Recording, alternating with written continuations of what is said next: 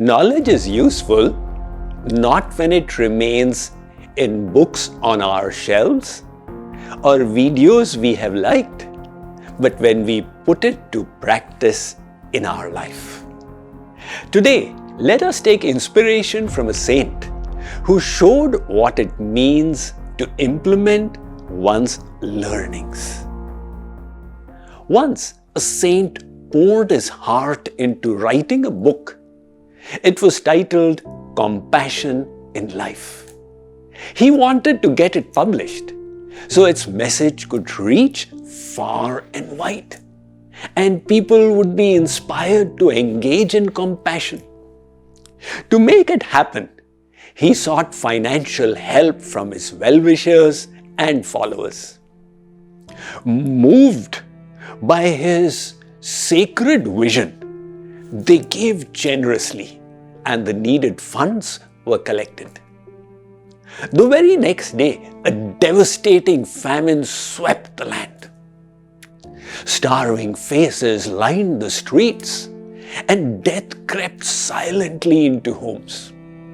Without a second thought, the saint gave away every penny gathered for the book to feed the hungry instead.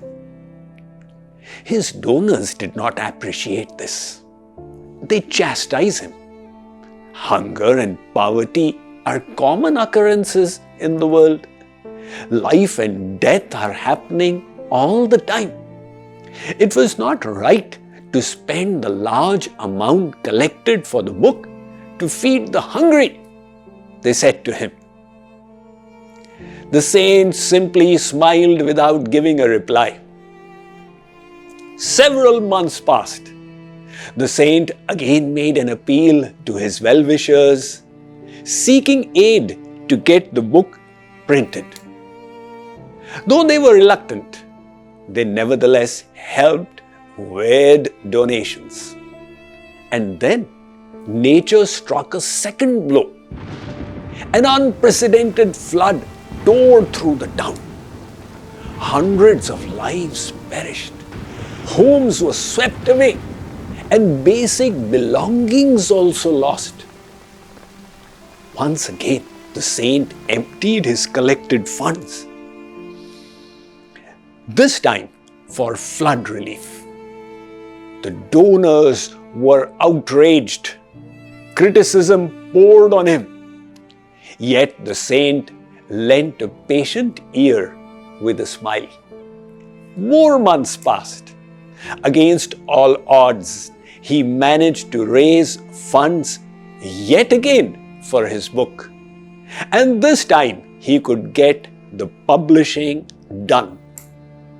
When the book rolled off the press, the donors were irked to see the cover which read, "Third edition." Frowning, they confronted the saint. How come you are blatantly lying that this book is its third edition? Where are the earlier two editions? The saint's eyes twinkled. Yes, this is the third edition. The first came during the famine when compassion was served on plates as food. The second came during the floods when compassion built shelters for the homeless. This printed version is the third edition. My dear friends, compassion must first be lived and not simply read. If a drowning human being is desperately seeking help in a flooding river, and if we do not pull him out, what is the use of writing an eloquent book on compassion? The essence of this story is captured in Bhagavad Gita for everyday living. Let's read from there. It is one matter to read theoretical knowledge, but it is a different matter to realize it practically. It is said that good ideas are a dime a dozen, but they are not worth a broken nickel if you don't act on them.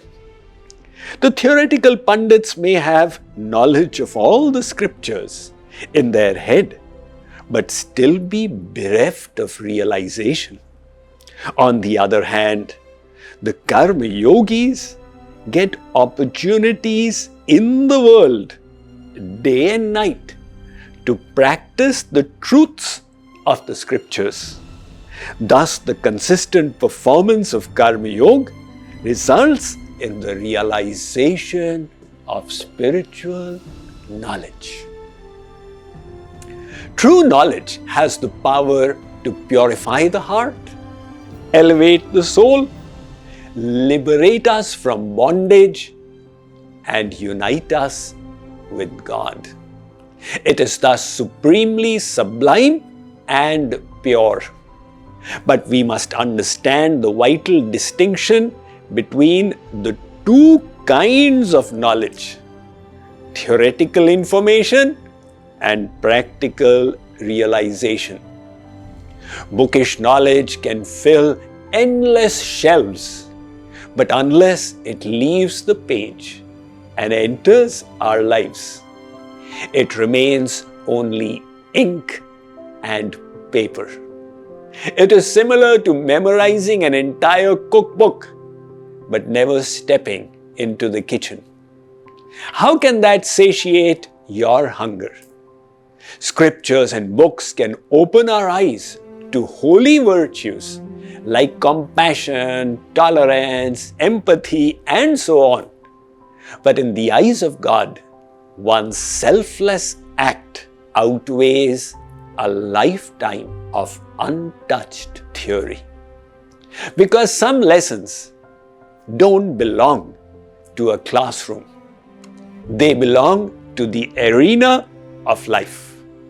You can spend a lifetime reading about virtues, but if they never flow through your hands to serve, or through your words to heal, or through your presence to comfort, they remain only an idea.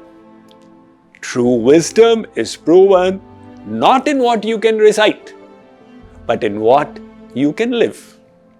Let your life be the living edition of everything you have ever learned. For only when we act does learning truly become life.